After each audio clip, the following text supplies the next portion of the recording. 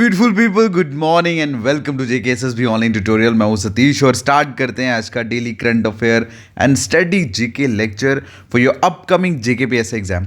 और आप सभी को पता है कि JKPSI एग्जाम के लिए हम लोगों ने स्टार्ट करा 90 डेज सिलेक्शन चैलेंज बैच, और इस बैच में आप सभी को हम लोग प्रोवाइड कर रहे हैं लेक्चर्स, नोट्स, हमारी फिजिकल बुक, देन उसके बाद प्रीवियस ईयर पेपर्स, देन उसके साथ मॉक टेस्ट, उसके साथ monthly current affairs and then उसके साथ वीकली टेस्ट। ऑलराइट, एंड इससे भी मोस्ट इम्पॉर्टेंट सभी टीचर्स की प्रेजेंस।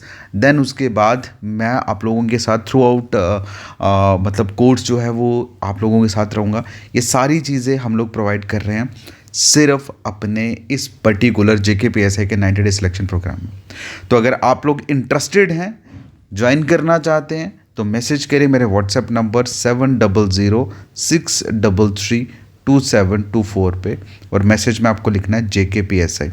इसकी रजिस्ट्रेशन सिर्फ मंडे तक हमने ओपन रखी है, उसके बाद हम इसको क्लोज कर देंगे। ऑलराइट, अगर कोई बच्चा ज्वाइन करेगा भी तो आई थिंक उसको लेट हो जाएगा, क्योंकि मंडे से प्रॉपर MCQ सीरीज क्लासेस जो हैं वो स्टार्ट होने वाली हैं और मॉक टेस्ट जो हैं वो भी अपडेट हो जाएंगे।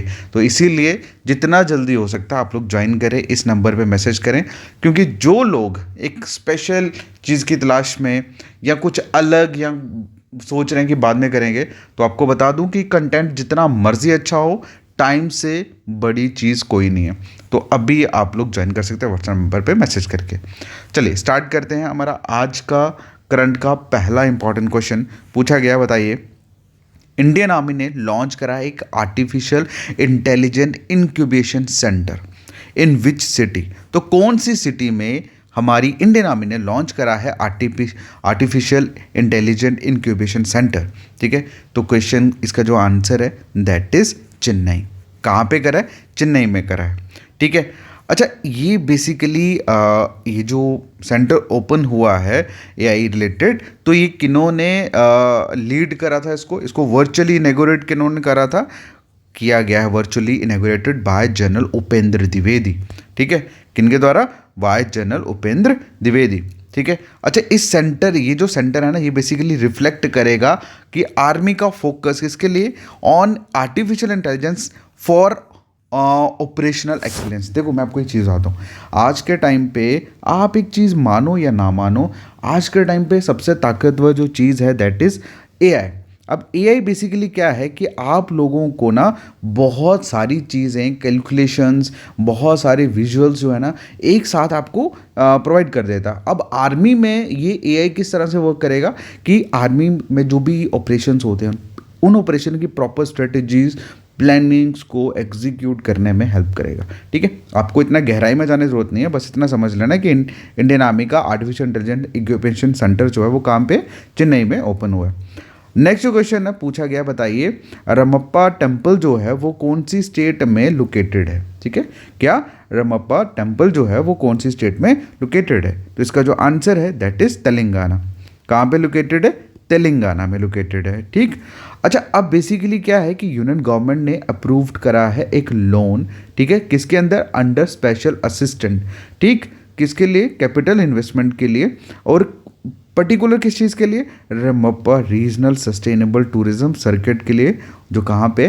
तेलंगाना में है। ठीक है, क्लियर। अब ये रमप्पा जो टेम्पल है इसे रुद्रेश्वरा टेम्पल भी बोला जाता है। ओके, ये हिंदू टेम्पल है और डेडिकेटेड है शिव भगवान जी को। बना कब था ये? 1213 AD में बना गया था। ठीक है, क्लियर, बस इतना ही समझ लो।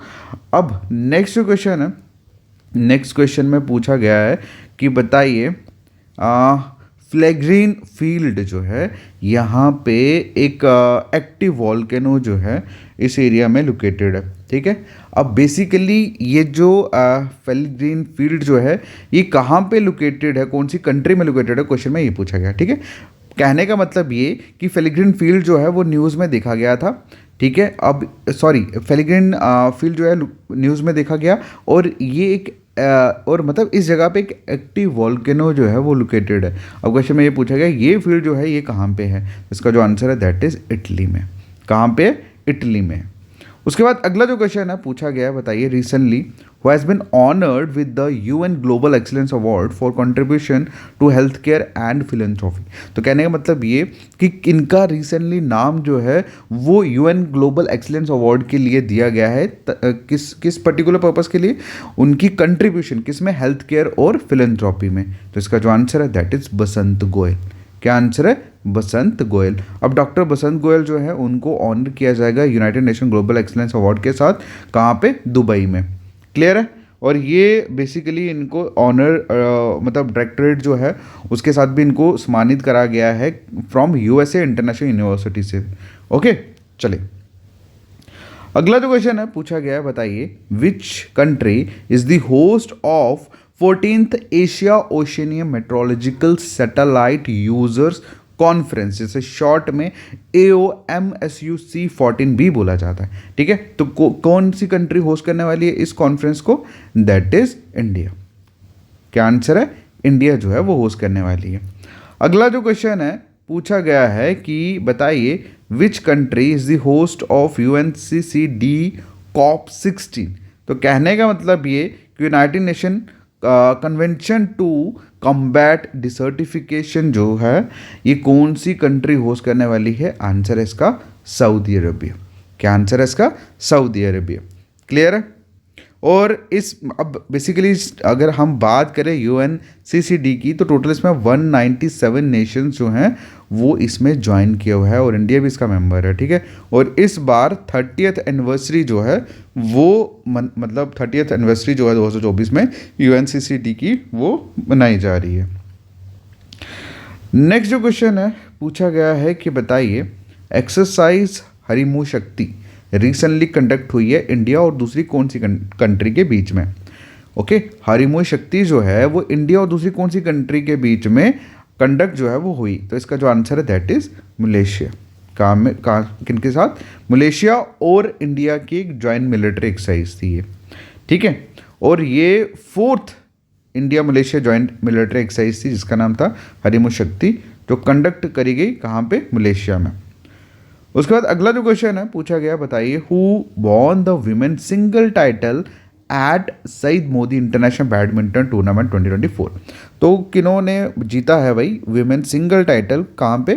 Saeed Modi international badminton tournament में 2024 की। आंसर है इसका PV संधू। क्या आंसर है? PV संधू। ठीक है, उसके बाद अगला जो क्वेश्चन है पूछा गया है कि बताइए वर्धमान ग्रीनफील्ड पोर्ट जो है वो कौन सी स्टेट में डेवलप हुआ है? ठीक है, वर्धमान ग्रीनफील्ड पोर्ट जो है वो कौन सी स्टेट में डेवलप हुआ है? ठीक है, इसका जो आंसर है दैट इज महाराष्ट्र। कहाँ पे हुआ है? महाराष्ट्र में हुआ है। क्लियर है? चलिए अब इसके बाद अगले क्वेश्चन की अगर हम बात करें, क्वेश्चन में पूछा गया है हु वाज अवॉर्डेड द साहित्य अकेडमी अवार्ड 2024 फॉर हिंदी। तो हिंदी के लिए 2024 में साहित्य अकेडमी अवार्ड जो है वो किनको मिला? ये क्वेश्चन हम ऑलरेडी कर चुके हैं, ये रिवीजन है आप लोगों के लिए। जिनकी भी कैंडिडेट को इसका आंसर पता है hit in the comment section. और हाँ, हिंदी के साथ साथ मैंने इंग्लिश का भी बताया था, तो हिंदी और इंग्लिश जो है इंग्लिश हिंदी का तो यहाँ पे आपको मिल जाएगा ऑप्शन में, इंग्लिश का अगर आपको याद होगा तो आप लिख सकते हैं। ओके, बाकी आज के लेक्चर में यहीं ख़त्म करते हैं। अब आप लोगों के जीके की MCQ सीरीज जो है वो मैं स्टार्ट करने वाला हूँ, क्योंकि बच्चों ने जो टास्क हमने 90 डेज सिलेक्शन चैलेंज में जो मैंने दिया था बच्चों को सब्जेक्ट्स, आई थिंक उन्होंने कवर अप कर दिया है। Now it's time to start MCQ series. तो बहुत जल्दी MCQ सीरीज जो है वो भी स्टार्ट हो जाएगी। तो जिन बच्चों ने अभी तक हमारा JKPSI का 90 डेज सिलेक्शन चैलेंज जो है वो ज्वाइन नहीं करा, तो अभी मैसेज करें मेरे व्हाट्सएप नंबर 7006332724 पे, और मैसेज में आपको क्या लिखना JKPSI। जैसे आप JKPSI लिखेंगे आपको सारी डिटेल जो है वो मिल जाएगी। Okay, thank you so much, take care, bye bye.